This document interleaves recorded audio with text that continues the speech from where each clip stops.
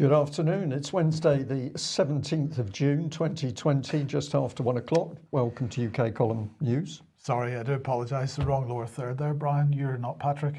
Well, was I alert enough to see that? No. Where were we? So your host today, Mike Robinson, myself, Brian Gerrish, and we're joined by Alex Thompson, bringing us Eastern approaches from the Netherlands. And of course, I'm not Patrick Henningsen, No, but he will be back on. He will be back on Friday, we're pleased to say. Right, let's get started with this. This was being pushed out by orderorder.com yesterday. MPs legislate to ban protests. And Guido Fawkes not the only person to push this out. Some of the smaller websites, London Loves Business, protest banned by law and gatherings of more than 6 people is now a criminal offence, said the headline. And the Daily Express got on it as well. Protest banned, gatherings of more than 6 people now illegal. London must act.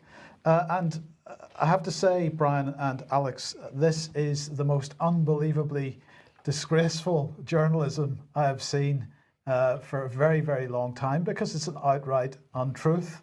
The truth is that what happened was that this legislation was passed. This is the Health Protection Coronavirus Restrictions England Amendment number 3, Regulations 2020. It's a statutory instrument, therefore secondary legislation. It was originally, as you can see on screen at the moment, originally written on the 31st of May, therefore before any of the protests took place. Of course, it's not about stopping people protesting, it's about relaxing the lockdown, because the previous legislation had said that no more than 2 people were allowed to gather outside unless it was your immediate household. So as we scroll through this, we can see the process that the statutory instrument has gone through. Now, most statutory instruments, many of them anyway, I think Alex can confirm this in a second, many of them don't really get any massive oversight by Parliament at all. In this case, there was some debate. There was actually a debate on the 15th, and it was then approved. So it's scheduled for the 27th of June. That's when the approval period ends. But in fact, the approval has already happened. So I'm sorry, Daily Express, but this is absolute fake news. And Alex, if I could just bring you into the programme here straight away, I do wonder whether these headlines were designed to try to incite feeling here. There's obviously been quite a bit of controversy over the fact that the protests have been taking place at all without social distancing and so on. But it's almost as if the media wanted to encourage more protests or give people another thing to protest about. Well, I suppose we could say there's 3 options there, Mike. One is completely ignorant reporting. It is just about possible that Fleet Street journalists of the new generation don't know what a statutory instrument is. That's possible. The kind of middle gradation would be that they understand what an SI is, but are just reflecting, some kind of groundswell or feel that they're reflecting the public mood, social journalism, which doesn't really belong on front pages, of course. And the most dangerous interpretation or possibility is, of course, that they are deliberately whipping it up, because some journalists, as we're seeing in the United States now, do regard themselves and call themselves in their profiles on social media members of the resistance. Of course, in this country, it's not against President Trump, but similar things. If anyone's wondering about these statutory instruments, and you're quite right, most of them do not get looked at by members of Parliament. They're simply, as in the jargon, laid before the House in the library for a certain number of days. You can read a classic from the early 20th century, I think 1929, by Lord Hewitt of Bury, called The New Despotism, and recently an American scholarly equivalent by Philip Hamburger called Is Administrative Law Unlawful? And both of these are pointing out that the chain of parliamentary legislation is being obviated with the excuse of, well, ministers need to be able to respond in an agile fashion. So ministries themselves can just rehash the schedules of banned substances or banned events without having to recourse to Parliament. So effectively, it's the government legislating and not us. Indeed, but I think getting back to the media part of this, Alex, the one that surprised me most was Guido Fawkes, who absolutely does understand what a statutory instrument is.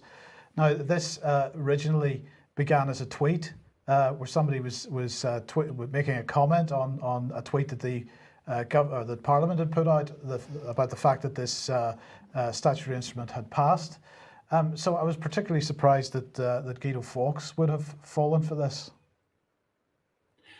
Again, Guido Fawkes is more than, I forget the surname now, Paul, I think is his first name, the gentleman who set it up, the slightly chubby chap who went and gave evidence in parliamentary committee hearings and built up the blog.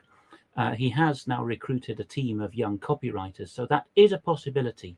But it's more likely, I think, when you get to that level, that we're speaking about infiltration. And Guido, of course, is supposed to be a vaguely pro-Tory, certainly right-of-centre outlet. So it could be a captured opposition, a phenomenon which we've seen before, which tends to focus on the centre-right, also known as the faux-servative or various other brands. I see a wag in the comment has suggested that some people in politics are so ill-informed that they think statutory instruments are laws to get rid of statues.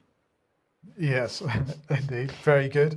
Well, we'll just say that Martin in the chat box did correctly make the point that the protests were originally banned in the original legislation. It was Section 7 of the original legislation, if anybody wants to go and look that up. Now, Alex, you forwarded this through to me earlier today for comment. I'm very interested to know where this particular graphic came from, and just describe it for our listeners. It's come from a Russian Twitter account. I'll say that straight out, so I'm not accused of being a, what's the word, a repeater or an amplifier, is the usual integrity initiative doctrine. Now, it is unverified, and I've seen it from a Russian Twitter account called Panthera tigris or something like that, Siberian tiger in Latin. But he's pointing out the extreme similarity between the Black Lives Matter poster on the right, which itself would need verification. Perhaps some of our viewers can look into this, perhaps looking at the hashtag LDNBLM, London Black Lives Matter, and find out whether this handbill has been distributed or posted anywhere. And the one on the left, which has, at least I've looked into the Ukrainian here, it is a more or less direct translation, but not a senseless translation, referring to protests going on the 14th of June in Kiev. And look at the extreme visual similarity, the same information in the same blocks here. So, take your protective equipment, the same symbols 2/3 of the way down the page. The white bit in the middle is talking about, the same detail of look for social media updates. Even the subject of the protests and the objects of the protest are the same. They're gathering, if you look at the bottom right of the English block, peaceful protest, US Embassy, there's mention on the Ukrainian one as well of peacefully rallying against outside the Ukrainian embassy. Of course, in Ukraine, it's not Black Lives Matter, there being very few people of African origin in Ukraine. But the one in Ukraine is called Patriot ne zločinec, meaning the patriot is not a criminal. Prima facie, this is Soros doing the same things in different countries. But we will look into this further, and we'd be particularly grateful if anyone can confirm the veracity of the BLM poster that was shown on the right there. Okay, thank you, Alex. Now, let's come back to this article that David was talking about on Monday. The hero Black Lives Matter supporter reveals the moment he carried white far-right protester whose life was endangered to safety, as he declares it's not black versus white, it's everyone versus the racist. So this is all by Patrick Hutchinson in the photograph there. And if you remember, David was asking why Mr. Hutchinson was wearing these particular gloves. Well, yesterday, a couple of people sent me through a LinkedIn profile called Patrick Hutchinson, and he's described as a senior project manager at Universal Private Equity Limited. Well, I have to say that when I saw this LinkedIn profile, I almost fell off my chair, and I'll explain why in a second. This looks very much like the gentleman in the report, but we'll come on to that in a second as well. So just looking at his profile here on LinkedIn, technical project manager. He's worked for Nomura. He's worked for various banks, including Rabobank and so on, and ended up with this little organisation, Universal Private Equity Limited. Now, what's interesting about that is it has no money. But anyway, the first question is it the same guy? So on the left is the photograph on the LinkedIn profile. On the right is him on the Channel 4 interview in the last couple of days, and clearly he's lost quite a bit of weight. Now, he's described as a personal trainer now, So he's perhaps quite a bit fitter than he was when the other photograph was taken, if this is the same person. I think it is, but others may have a different view. And again, if we can ask for help to identify whether this is the same person or not. But perhaps we get a clue again from the LinkedIn profile, because although it says that he's been working in IT for Nomura and for Rabobank, actually when you go and look at his interests, what do we discover? Personal Trainer Network UK, Personal Trainer Net Marketing Network, Personal Trainers, and so on. So a whole raft of personal training related interests there. So, he has apparently left Universal Private Equity Limited in 2018. It seems that there's a good possibility this is the same guy. So anyway, why did I nearly fall off my chair when I saw the words private equity, Universal Private Equity Limited? Well, it was because on the 8th of June, one of our researchers, Linda, sent us an email talking about Black Lives Matter Limited, a company which was incorporated on the 8th of June 2020. It was, there is the company there, Black Lives Matter Limited, from the Companies House website. The thing is that its owner, its director, is a guy called David Wilkes Carmichael. David Wilkes Carmichael there has, it also happens to be the director of Universal Private Equity Limited. So we seem to have a connection between Patrick Hutchinson, Universal Private Equity Limited, and therefore through Wilkes Carmichael, the newly incorporated company, Black Lives Matter Limited. So let's move on then. There's a related company then called Universal Private Capital PLC.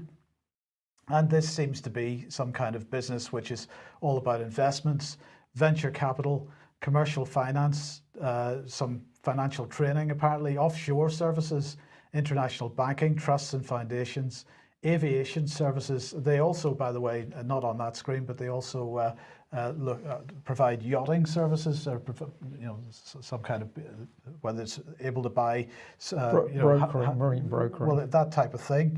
But this is a very interesting company as well, because it also appears to have no money. Well, here is their record from Companies House, and you can see that David Wilkes Carmichael is the director here as well. But as well as that, if we scroll on down, we find that Universal Private Equity Limited also holds a directorship in this PLC. Now, I'm not quite sure what the advantages are for companies to do this. It certainly makes things much harder to track and trace what's going on. And in fact, if we look at David Wilkes Carmichael, we find that aside from Black Lives Matter Limited, he has a host, as you can see, scrolled through very, very fast, a host of directorships, a couple that have now expired. The last two there, I think, are dissolved, but most of the companies still in existence. So who is this guy? What's the connection to Patrick Hutchinson? Alex, I don't know whether you've got any thoughts on this, but there are already questions being raised in my mind about what is going on here and why Patrick Hutchinson, or what he's involved in. Is it do you think in any way related to security or intelligence services activity? It is a possibility, to be frank. The late Gordon Bowden was very good at sniffing out some of these details, and perhaps some of the people in his old network would have a view on that. Generally, I'd say, and there's not a hint of snobbery in what I'm going to say, because I'm talking about personal friends of mine as well. I'm certainly not generalizing about fit young black men only. Generally, if you have become variously described as a project manager or an IT man at the likes of Rabobank, which is the premier bank here in the Netherlands, and Nomura, which is one of the premier investment banks in the city of London, obviously Japanese in origin, it's unlikely that you would give up that lifestyle and that pay and that kudos and that cachet to be a personal trainer. It is possible. I'm well aware of the phenomenon of men who obviously are, pumped up with testosterone and whatever, and look after themselves, who want to be an alpha male in a more physical way and go off to personal training or extreme sports. But usually That's not the way it works, particularly if you have any kind of skills at the mathematical end for those banks. You are so fantastically well regarded and well paid that it would be extremely unlikely for you to go into something else. That's about all I could say about Mr. Hutchinson. I see a couple of commenters in the chat box are already suggesting that the physiognomy of the two men on screen was different, not just the body mass. So possibly there's a switcheroonie going on there. Perhaps it's more that we need to look at Mr. Wilkes Carmichael's end of the bargain. And again, we could call on perhaps more specialist viewers to advise us on whether that particular company shell model, it's effectively a shell model, is one which has got any kind of fiscal advantages in the British tax system. Right. Okay. Those are all fair comments, but it goes on, because let's have a look at this article in the Mirror. The headline: Black hero Patrick Hutchinson, who rescued white protesters, speaks out for the first time. Well, what are they talking about here? Well, they happen to mention that the people that he was with, his friends, were this organisation, belonged to this organisation, Arc Protection Limited, which is a personal protection security company. So the article says Mr. Hutchinson, personal trainer who works with elite athletes in Wimbledon, southwest London. Well, which elite athletes? That's not identified. Formed a group with 4 of his friends who are part of London-based close protection group Arc Protection to protect young Black Lives Matter protesters from getting caught up in violence at the protests, and so on. Now, in other mainstream media, he has described Pierre Noah, the director of Arc Protection Limited, as a good friend. So now we've got a connection here, Alex, into some kind of private personal protection organisation. We're not clear exactly what scale that sort of thing is. And coming back to your earlier comment, these unidentified elite athletes, perhaps this implies better income than other personal trainers might obtain. But nonetheless, there are questions to be asked here, and I'm very keen to ask people to help identify this. I think, Brian, the thing that struck me about this photograph, just to end this up, is the way that it's been portrayed, whether he is witting or unwitting in this. The way that it's been portrayed by the media reminded me very much of the white helmets in Syria. Yeah, I think the message in it was very clear. This was an event which was designed to put Black Lives Matter in the right. They were doing the right thing. They'd taken a right-wing demonstrator and they brought him to safety. This is a very emotive thing. Now, did it happen for real? Possibly.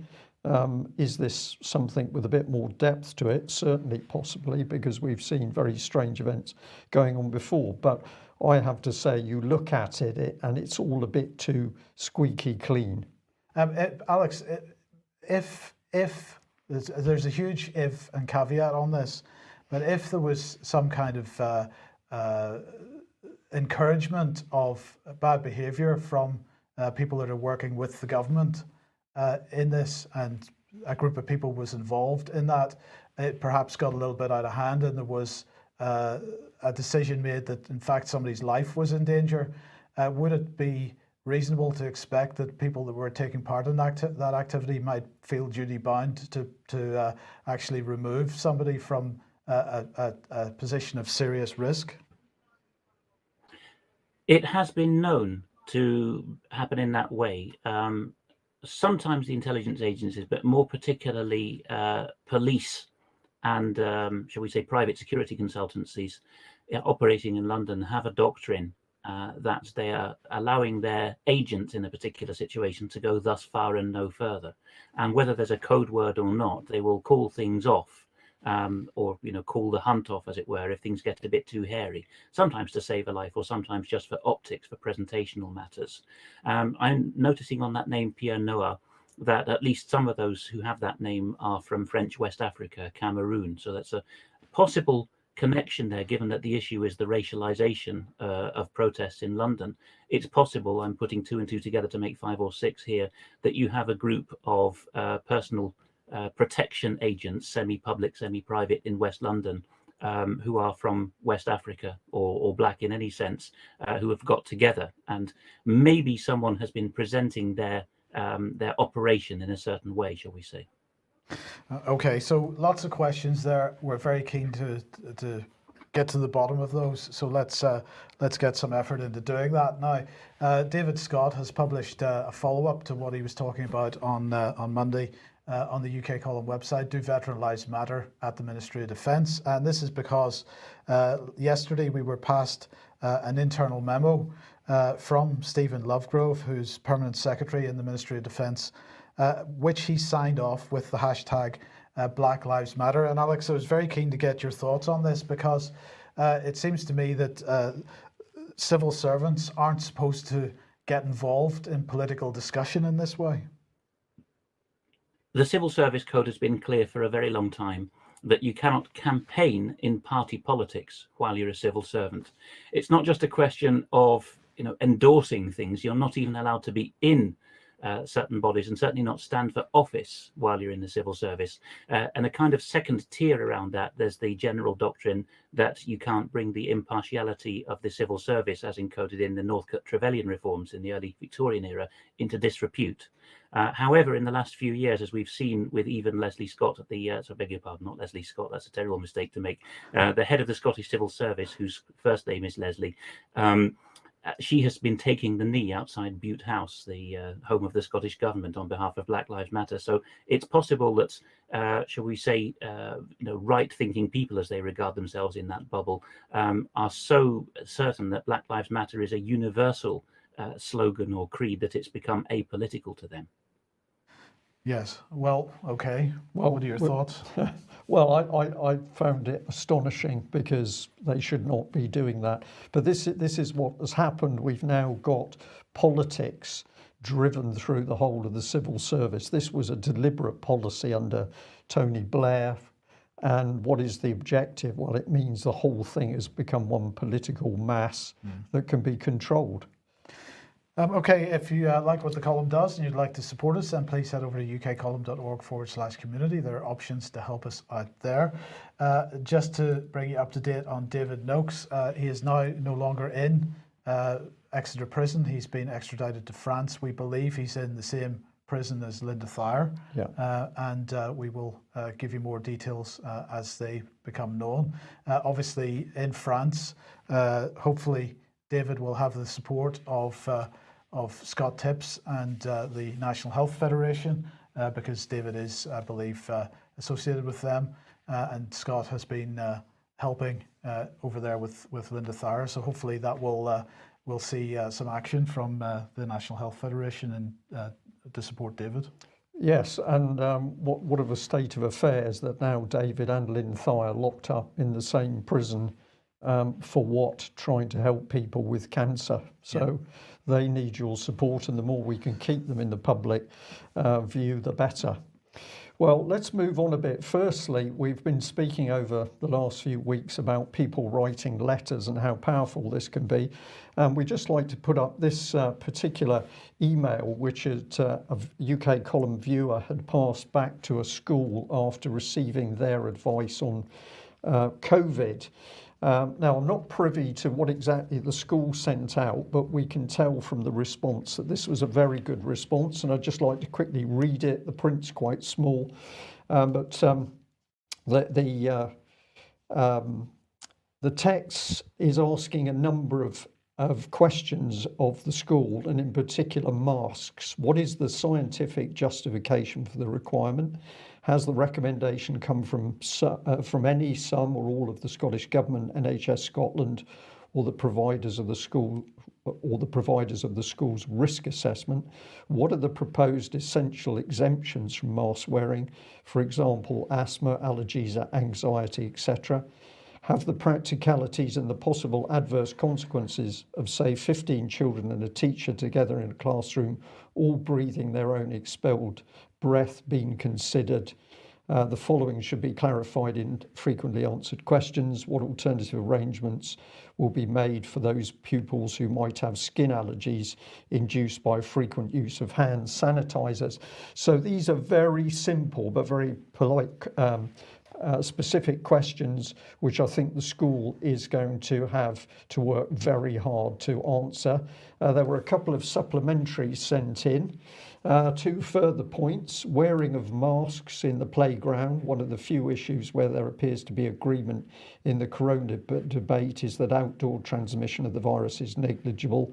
Have the professors of public health considered the psychological aspects of the full list of recommendations? So we've been saying for some time that it does make a difference to get letters and emails into authorities, public bodies, schools, hospitals, wherever, but stick to the subject and be specific with your questions and base those questions on factual evidence, because this makes them very powerful. So we'll be interested to see what sort of response comes back from that. We're going to say well done and thank you for sharing them with us. Now, the guidance that's been given to us, we think is getting particularly wobbly. So this is the Telegraph from a couple of days ago, and the headline was "Keep quiet on the 2-metre rule, sage experts told."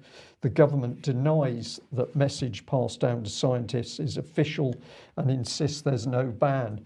But the Telegraph did a really quite detailed article where they spelled out that internally the scientists were being told, don't give your personal opinions on the 2-metre rule.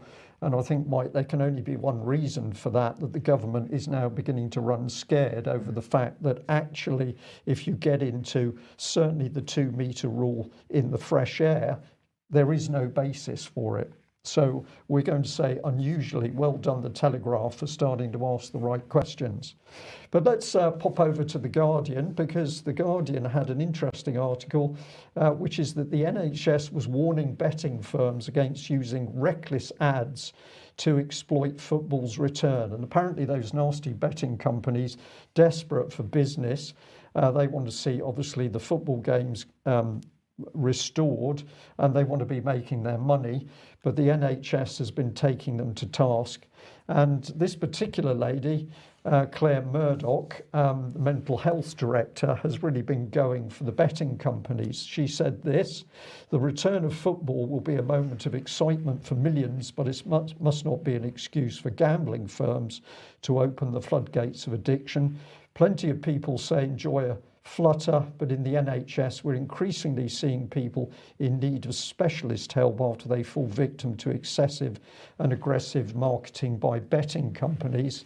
And I'll just give you the second part. The NHS is stepping up to the plate to offer specialist treatment, but with my colleagues having spent this year focused on protecting people from a once-in-a-generation global pandemic, the last thing NHS staff and patients need is for avoidable harm to be caused by reckless advertising and behaviour from the gambling industry as normal life begins to resume. What we don't want to see over the next 48 hours is firms kicking off more aggressive advertising campaigns to make up for lost time. So this lady really getting stuck in.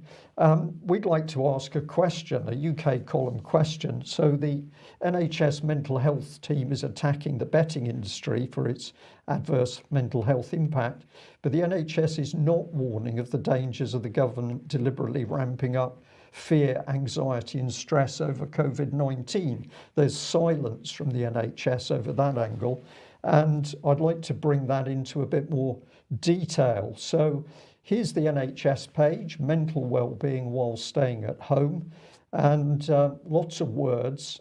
Just give you a flavour of the sorts of things that they flag up. It says, talk to us about your worries, and there's a little paragraph there where basically they say if you feel a bit worried or scared about the present situation, it's okay to share your concerns. So there we are. It's normal to feel worried, scared or helpless about the current situation. We've got this one here: stay on top of those difficult feelings. Concerns about the coronavirus outbreak is perfectly normal. However, some people may experience intense anxiety that can affect their day-to-day lives. So this is not a minor thing. Some people, they're not going to be able to function properly as the result of the stress around COVID-19. And we'll bring this one in as well. Do not stay glued to the news. What do they say? Try to limit the time you spend watching, reading or listening to coverage of the outbreak, because they're acknowledging that the news can actually cause you psychological problems. So there's no doubt about it that the NHS mental health team clearly recognised the COVID-19 situation and its adverse impact on health. Now let's just look at a little film clip that they produced in order to advise people how they could deal with some of these problems. Thoughts, feelings and behaviours continually affect each other, and it's easy to develop negative patterns where unhelpful thoughts lead to unhelpful feelings and actions. Sometimes this can become a vicious cycle. Many of us don't realise that we can influence this process and that this can improve our mental health. The best way to deal with these unhelpful thoughts is to recognise them, challenge them, and see if you can replace them. Some people call this the catch it, check it, change it approach. With practice, this can help us look at perceived problems from a different perspective.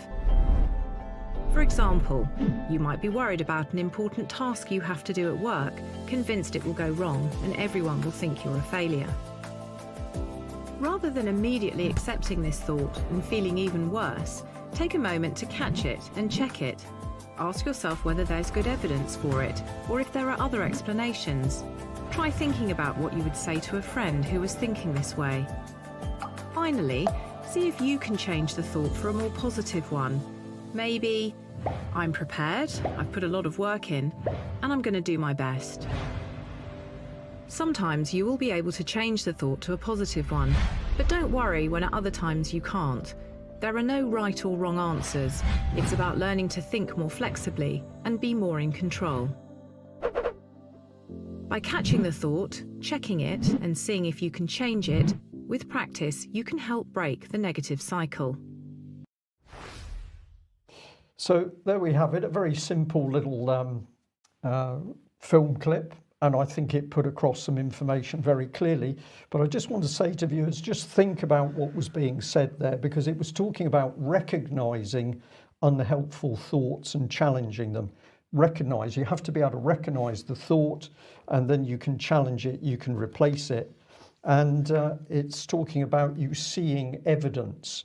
So you've got to be able to recognise what's going on. You've got to see the evidence for what's going on, and then you can change what's happening to you. So let's come back to the strategy from the NHS over COVID-19 and the adverse impact on mental health, because we're going to remind our viewers and listeners that, of course, we've had the Behavioural Insights team in partnership with the Cabinet Office deliberately ramping up fear, anxiety and stress, including turning communities against each other in order to pressurise people into, for example, wearing masks. And at the same time, we've got a government who's been boasting that they've been using applied behavioural psychology. This is all in the Mindspace document, where citizens may not fully realise that their behaviour is being changed, or at least how it's being changed. And clearly this opens the government up to charges of manipulation. Is not UK column comment, that's in the document itself. But the point we're making is that the government was boasting it was going to be able to affect the way people felt and behaved without them recognising that was being done. And if that is the case, then the NHS's advice is worthless, because people who are experiencing fear don't necessarily know where this is coming from because of the techniques used by the British government. So what we've got is a brainwashing attack by the government. It's done covertly on the minds of people, and it is affecting people's mental health. But surprisingly, the NHS mental health teams can't recognise it. And let's just bring in the Behavioural Insights team again. Remember, if you're dealing with them as a social interest company, they are in fact working directly alongside the Cabinet Office. We've challenged them over their risk assessment. What risk assessment did they do before creating fear in the British public? And they said that the perceived level of personal threat needs to be increased, and consideration should be given to the use of social disapproval. This is all stress, anxiety, fear in the public, which will give rise to mental health problems. Well, of course, they didn't want to answer that at all. There was absolute silence. So we tried a phone call this morning, but there doesn't appear to be anybody there. We left a message, but to date, the Behavioural Insights team does not want to say whether they carried out any form of risk assessment. Now, I've got a little bit more on this, which shows where this can go, based in America. But Alex, this is very, very dangerous stuff. It's not the government just putting a policy through which people can see and understand overtly. This is the government using covert applied behavioural psychology, not to make our lives better, but to make us more fearful so that we're going to follow their policy. This, to me, smacks of East Germany. And you probably haven't even had time to see in the comments, Brian, that someone has put in the chat box that he's been warning for a while that the National Health Service's mental health service strand is likely to morph into a 21st century Stasi. And that viewer is one of a veritable cluster who've come to us in recent weeks, let alone months, and have said they're very concerned about the mainstreaming of certain cult mental health ideas. The phrase mental health itself is a surprisingly late pedigree. It only really got going after the Second World War. It started to be bandied about in public policy circles between the wars. If you look a little bit further back to around the turn of the 20th century, it was in the multifarious cults of that era that mental health first got going, the offshoots of Christianity that devolved into groups of people concentrating on suppressing naughty thoughts and calling sin a mental problem of attitude. That's where it came out. Now, what kind of entity is able to span all of those different milieus and thread them together? Really, it's a branch of the deep state seated in London, which is wanting a worldwide empire, and which we know was conducting experiments in several strands by the late 19th century on how to control different people through their perception of the world, and if necessary, tolerating certain kinds of, shall we say, heretical cults, as the late Roman Empire did, in return for the greater gain, which is that people give their loyalty in their own different ways to the central hub, shall we say. And you mentioned America in closing. I forget where it was, but somewhere in the northeastern US in recent days, I've seen that advice has been given out to people to ration their news diet and contain themselves to 1 or 2 approved mainstream sources per day for the sake of their mental health. So this is clearly not just in Britain. Yeah. Well, thank you for that, Alex. Just let's follow through with this bit of information which a viewer kindly alerted me to. So it's Wired. With this article, an army of volunteers is taking on vaccine disinformation online. Anti-vaccine messages on social media have tripled since the pandemic began. One public health group wants to teach pro-vaccine Americans to fight fire with fire. Now, I've just a few bullet points from the article. It says the numbers of people who will accept vaccinations in the USA is falling. They've been influenced by conspiracy theories and social media. And then it quotes a gentleman called Joe Smizer, the Chief Executive Officer of Public Good Projects, a public health non-profit that specialises in using social network analysis to implement large-scale behavioural change programs. I don't get a warm feeling when I see that. His group has built online surveillance tools for tracking outbreaks of misinformation, disinformation, and downright conspiracies. And it's called Stronger, and it aims to take the fight to anti-vaccine organisers where they've long had the upper hand on social media. So this to me is very aggressive, but this is using, as it says, large-scale behavioural change. So if we go to the PGP group, here it is, the Science and Art for Communication Change, and we can bring in Joe Smizer himself. Now, I've taken that from a website called Provoke. You can have a look at the article on him. It's a CV really, but here he is. He says, I think true innovation comes from a place that is slow and quiet. And then as part of the interview, you see this. They ask him, what are you thinking about most these days? And he says, building tools that make tools and techniques that make PR and marketing invisible to audiences. Does PR and marketing equal propaganda? Well, I'm going to say yes, in my opinion, because we know what he's doing. But what happens when you have a means of control that is invisible to the public? You can't see it. So if it's affecting you adversely, you can't fight it. You can't use any of the techniques that NHS mental health teams would have you use. You're completely vulnerable to it. Immensely dangerous. And it shows desperation to use these techniques because the public is not being convinced about vaccines, and quite rightly so. Okay, well, let's quickly move on then, because obviously Boris was very excited during the daily live stream yesterday about a new medication for COVID-19. So let's just briefly listen to what he had to say. I'm absolutely delighted that the biggest breakthrough yet has been made by a fantastic team of scientists right here in the UK. I am proud of these British scientists, backed by UK government funding, who have led the first robust clinical trial anywhere in the world to find a coronavirus treatment proven to reduce the risk of death. Thank you. This drug, dexamethasone, can now be made available across the NHS. And we've taken steps to ensure we have enough supplies even in the event of a second peak. So dexamethasone, Brian, is what is being promoted as this magical cure for coronavirus. Now, of course, it's not a cure for coronavirus at all. It only helps people who are already on treatment, significant interventions, for example, on a ventilator or already requiring oxygen. And they say that the government says that it reduces the risk of death by as much as 35% for people on ventilation and as much as 20% for patients on oxygen. And it reduces the total 28-day mortality rate by 17%, they say.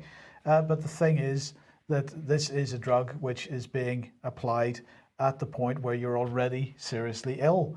And the drug that many doctors have been suggesting from the beginning that needs to be applied from before you get seriously ill, of course, is hydroxychloroquine. So yesterday, at the same time that Boris was announcing that, the MHRA, the Medical Health Regulatory, Medicines to Health Regulatory Authority, decided that it was going to stop the hydroxychloroquine trials in the UK. We followed the emerging concerns about the use of hydroxychloroquine in COVID-19 and took into consideration the results from two different trials, including the UK's recovery trial, which has provided convincing evidence of no meaningful mortality benefit in hospitalised patients with COVID-19. Now, in hospitalised patients, this is the critical part, because what they're looking at is applying hydroxychloroquine whenever somebody is already seriously ill. And in those circumstances, indeed, it doesn't seem to be beneficial. In fact, it can be detrimental. The people that are promoting hydroxychloroquine, the doctors are promoting it as a suitable treatment, are wanting it applied before the patient gets to that stage as a prophylactic, effectively. But anyway, what they say there is two different trials. One of the trials that they're saying give them concerns was the recovery trial. Okay, that's very interesting. But the other one they don't name. Well, I believe that the other one is this one. And this was the data that was published by the Lancet, and then the Lancet had to retract the data, or retract the paper, because effectively it turned out that the data was faked. And in fact, this data was informing another report, another scientific paper in the United States, published by the New England Journal of Medicine. In fact, that also had to be retracted. And the authors apologized to the journal for having to take this action, because they couldn't get access to the data. So the truth of this is, according to medical advice that we've had, is that, of course, hydroxychloroquine has not been given a fair trial here, and therefore this new drug which is being used is being described as the British government attempting to cover their backs, and it really doesn't help. It doesn't do enough.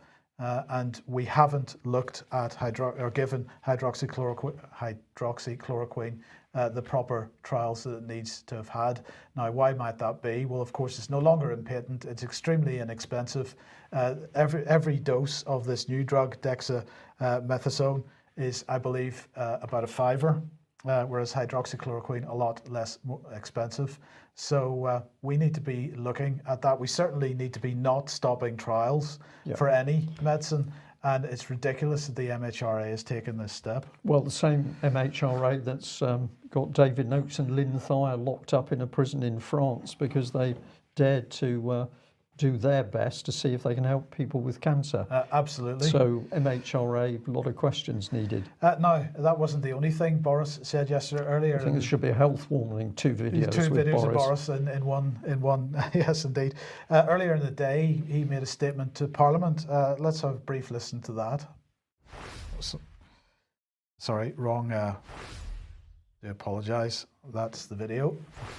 Mr. Speaker, with permission, I will make a statement about the ambitions of a global Britain. I've begun the biggest review of our foreign, defence and development policy since the end of the Cold War, designed to maximise our influence and integrate all the strands of our international effort. The UK possesses the third biggest aid budget and diplomatic network in the world, and we owe it to our people to make best use of these assets, which scarcely any of our peers can match. The British taxpayer has a right to expect that we will achieve the maximum value for every pound that we spend. And one cardinal lesson of the pandemic is that distinctions between diplomacy and overseas development are artificial and outdated. So he went on, Alex, to argue that therefore he needed to merge the Foreign and Commonwealth Office with the Department for International Development on the basis that he's just, or at least for the reasons he's just outlined. So I wanted to get your thoughts on this, because obviously there has been for a long time competition between these two departments. The Foreign Office, of course, is the senior department.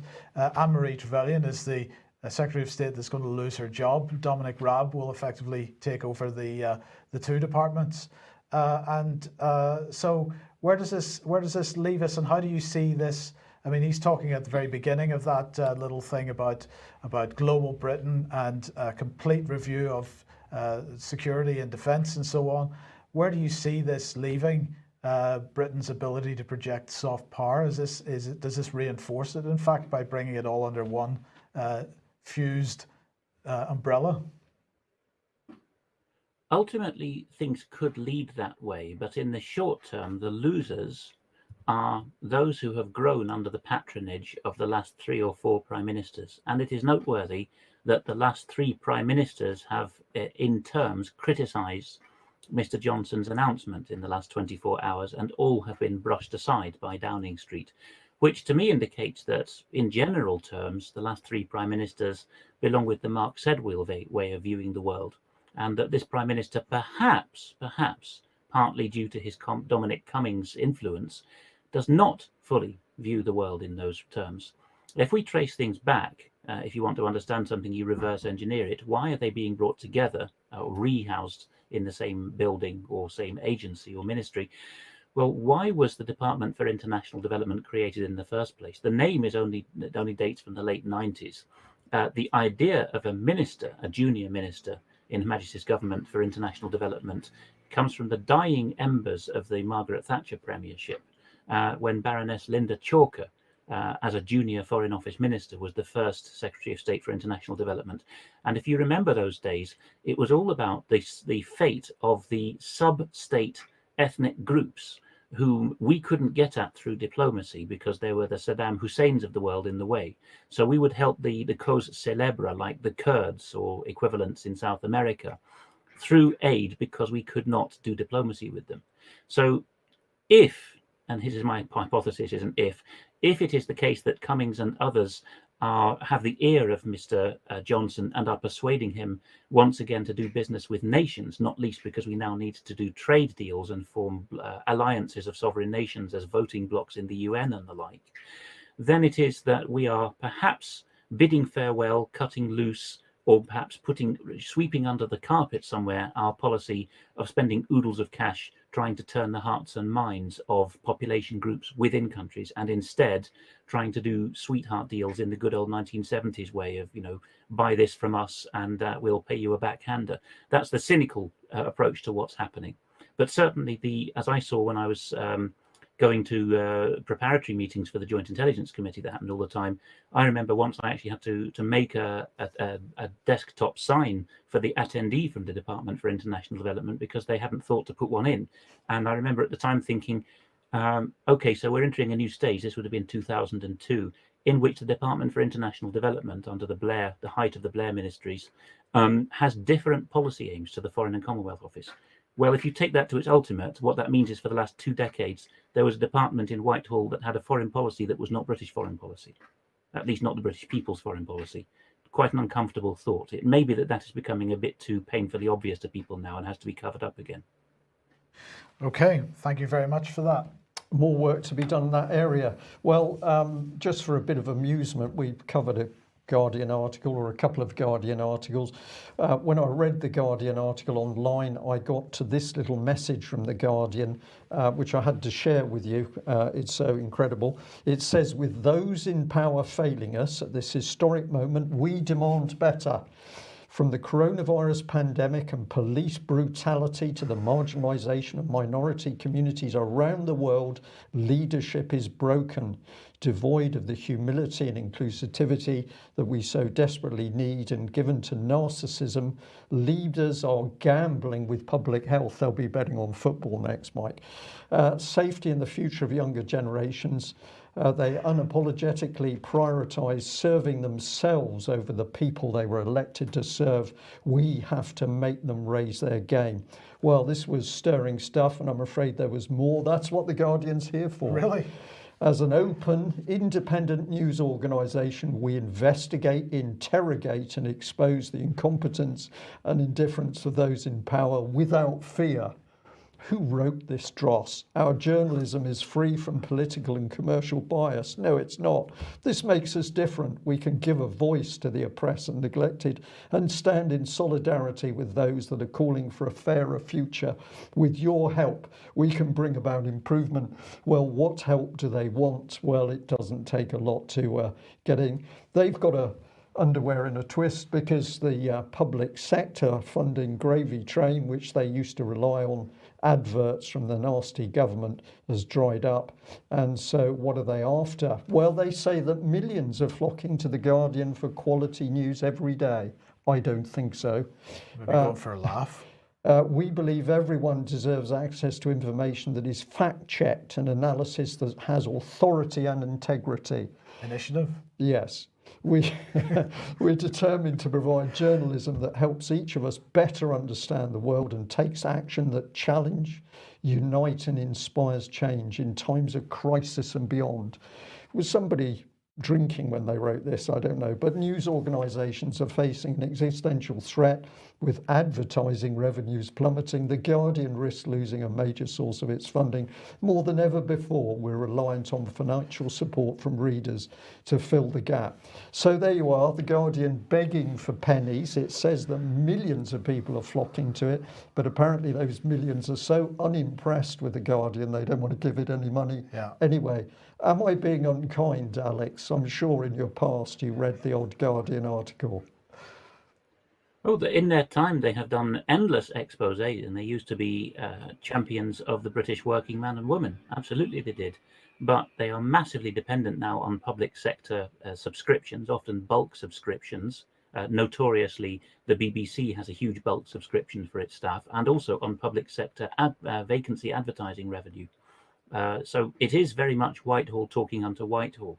I was very struck by that mission statement there. It reads a bit like the ecumenical creed of the World Council of Churches, particularly when we get on to, yes, we want to do journalism and we want to take action to unite the world. The Church of the Woke, anyone? Sadly for them, of course, they're now facing some pressure to abolish themselves because they were founded by a man who had interests in slavery.